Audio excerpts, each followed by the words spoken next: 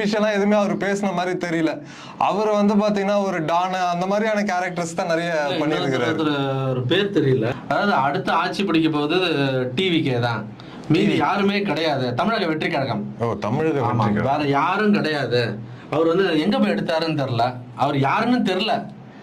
இது மாதிரி இப்ப புதுசு புதுசா முளைச்சிட்டு இருக்காங்க. இது எல்லாமே பார்த்தா பெய்டு ஒரு எனக்கு தெரிஞ்சு இதெல்லாமே வந்து ஏதோ ஒரு பி டீம் சி டீம்ன்ற மாதிரி சோஷியல் மீடியாவை நம்பி கட்சி நடத்துற மாதிரில தெரியுதுப்பா. கண்டிப்பா சார். சோஷியல் மீடியா அது ஒரு முக்கியமா ஒரு அதிகாரி கிட்ட பேசும்போது சொல்லிட்டு இருந்தேன், இல்லங்க விஜய் தானே மாஸ்ல வராரு, விஜய் தானே அடுத்த சிஎம் ரேஞ்சில் அப்படியே சோஷியல் மீடியால சிஎம் ஆகணும்னா என்னைக்கோ சீமானும் அண்ணாமலையும் ஆயாச்சு.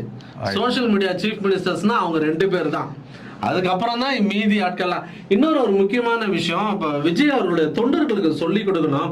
அதாவது தற்கொலைன்னு போடுற வார்த்தைகள் எங்களை போட்டாலும் சரி, யாரும்